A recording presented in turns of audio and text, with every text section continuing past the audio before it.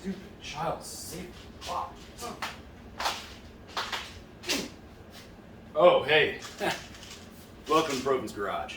Today's episode is sponsored by IBeProvin. You know, I can speak from experience that this stuff does wonders. Stub your toe? IBeProvin. Girlfriend ugly? IBeProvin. Thinking about doing some weird stuff in public? This will make you do it for sure. Having rage problems?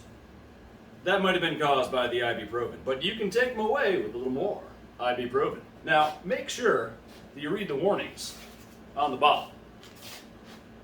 Side effects are guaranteed to include upset stomach, diarrhea, death, explosive death, coming back from death, clinical insanity, involuntary bowel movements, sudden urges to shout at things, anxiety, loss of vision, loss of hearing, texting while driving in the passing lane while going 15 miles per hour in the speed limit, immaculate conception, male pregnancy, ability to smell colors, and death.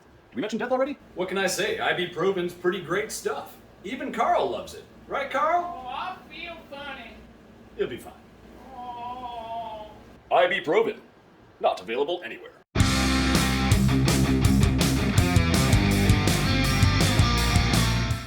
So we're going to start today off by taking out this old radiator and putting it in the rear seat.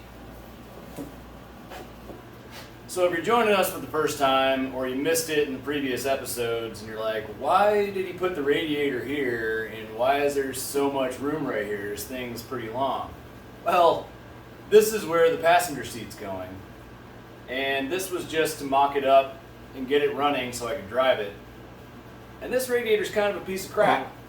So I happened to find a new radiator for 50 bucks and it'll fit pretty nicely back here.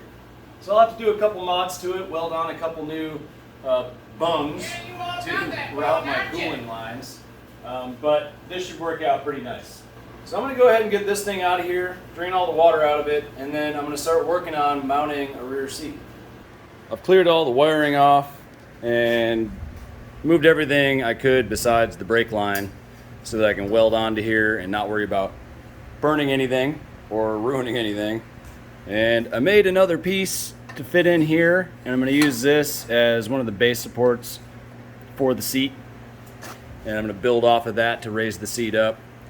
Originally, I had made a seat for this. It was fun to build. You can see it in one of the earlier episodes when I started building the frame. But now things have kind of evolved and it's not really going to fit the same. So I've decided to repurpose the motorcycle seats, because I'm just one of those guys that likes to reuse stuff. And also, this is a budget build, so I'm not about to purchase another seat. You might notice I do have a Kirky here, but this came out of Tater, so now Tater doesn't have a driver's seat. For right now, I'm getting some mounts made for the seats, for the motorcycle seats, and I'll show you what I'm working on. Alright, so these are the two seats off the TL1000R, and basically, it just kind of looked to me like these would work pretty well. So I'm going to use this as the base and this as the backrest. I'm just going to build a new mount for this, and then I'll build some mounting on the frame, and I'll have this bolt onto that. So hang tight, let's check it out.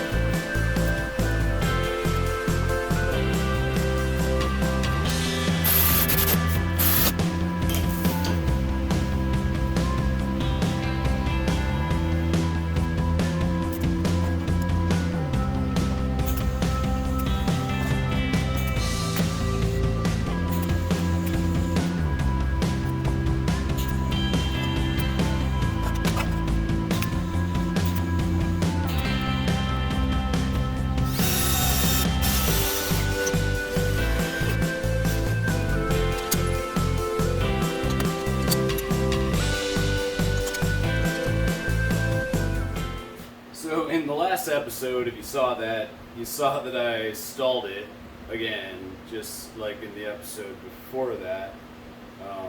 But to my defense, it's not entirely my fault. It's not entirely driver error. The clutch pedal is super short because it's a brake pedal. And so it engages and disengages in about a 1/16 of an inch or less. Like it's fully engaged and then just a hair later it's completely disengaged. And it makes it really hard to take off. So I think by lengthening this thing, it's going to help me a lot. It's going to give me a lot more distance that my foot has to travel to engage and disengage the clutch. And I think that'll give me enough feel with the clutch that it'll be easier to take off without stalling it out. So I got this other old brake pedal and foot peg that was in a junk pile of parts. I don't know where it came from. But this will make a cool pedal, I think. At least it'll be bigger than this. And I'm going to try to weld these together. They're cast aluminum, and that can be kind of a pain in the... We'll see how that goes. If I have to, I'll make some metal brackets and just bolt through it, and it'll work one way or the other. So, let's see what happens. Well, that welded together way better than I thought it was gonna. I think we're good. Hopefully it does what it's supposed to do. So we'll find out once I drive this thing again. Well, alright, it's time to make the roll cage for this puppy. And so I'm going to start with the rear hoop. I cut it to an approximate length. It's going to get shortened a little bit when I notch the ends to match up to the frame. So I've marked the middle straight line down so I can keep my bends hopefully pretty straight. If you watched when I was building the frame earlier and several episodes ago, my tubing bender is for a 1 5/8 tube, and this is 1.5 inch, so we'll see how it goes. Well, we ran into a wee bit of a problem, so I started doing a test piece because I didn't want to waste my whole 90-inch length of chromoly. And apparently having the wrong size die for your tubing bender doesn't really want to do 80-degree bends like that. So I did a 10-degree bend, and that one went okay, but I could see it was starting to sandwich a little bit. And then I tried to do an 80-degree bend, and it was just not happening. So I think I'm just going to do some angle cuts and weld it together, and I know that's not going to meet any like SCCA regulations, but I'm also not going to beat those anyway because it's going to be too tall having the rear seat raised up. So I kind of gave up the dream of having a SCCA certified chassis on this thing, which means I won't be able to do rallycross with this one, but I am going to be building another one very soon, and that's going to be a single-seater, and I'm going to make sure that that one meets all the regulations so I can race in rallycross. This, I'm just going to make work. I want to have a roll cage, so I'm going to do some cuts, some angled cuts, weld the tube together, and then we'll have a roll cage. So I'm going to go do some math, figure that out, start cutting.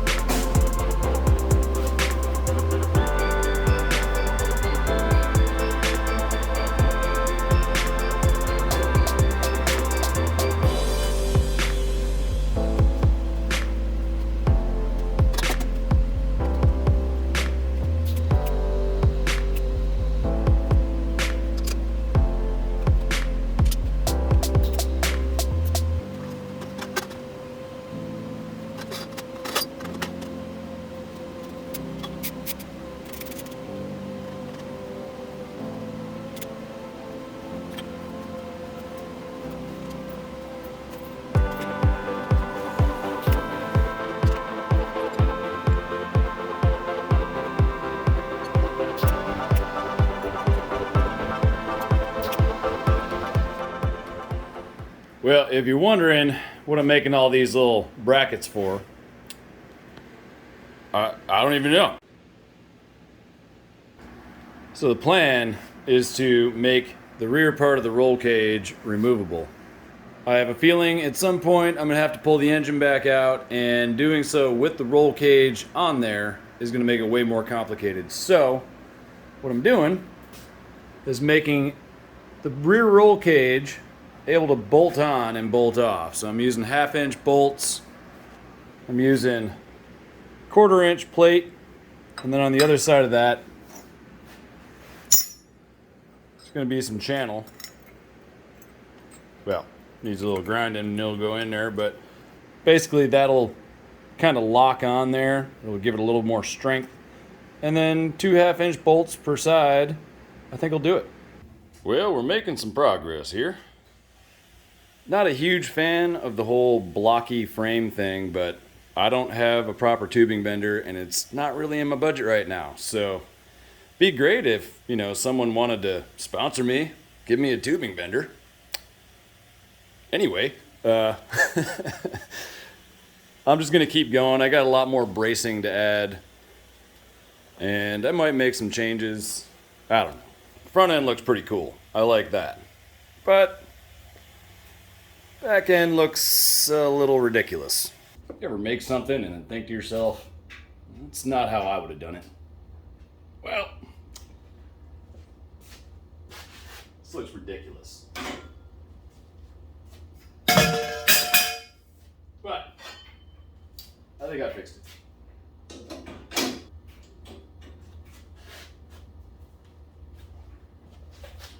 Yeah, that looks way better. I wasn't really feeling it at first with how it was looking so blocky, but now that I put in some more bracing, it's starting to look kind of cool. And I think it might be Cyberkart. Like I said, I added more bracing. I need to add some more. I am pretty much out of chromoly, so from here on out, it's going to be square tubing. But I don't really care, still strong. So I'm going to add some here. I think some more back here on both sides, and then something up here. Probably come across like that or something. And then the only other thing I want to do is add some more back here. Like something that comes across, connects to there, and I'll probably make that removable as well. And then some type of cross bracing in here.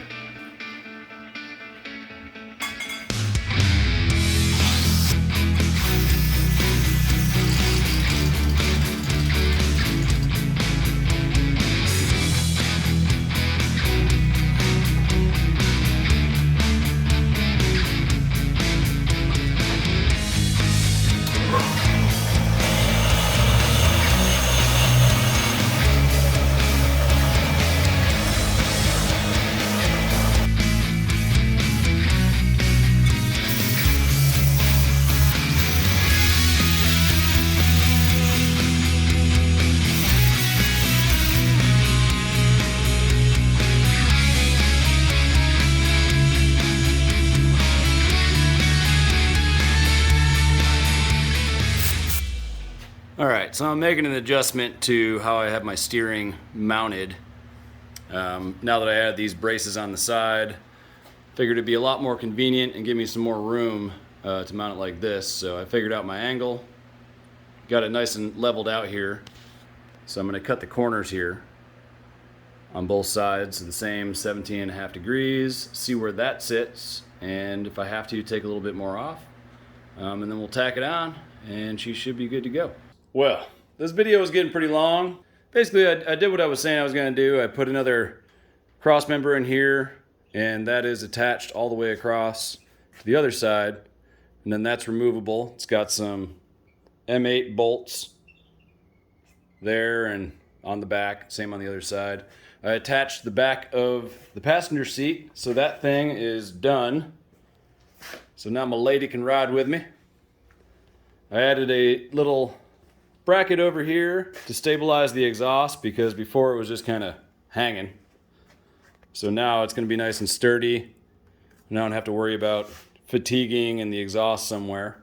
Added a couple more little pieces in here, and I added some strengthening members up front that'll also work good for mounting headlights and turn signals and stuff like that. But I think she is looking pretty cool. aside from a couple little things like making a mount for the radiator, putting a brace in here, finish welding, this roll cage is done. And that means I am getting very, very close to getting to fully send this thing, and I am just dying to do that. So I'm gonna end this video off here because it's already kind of long.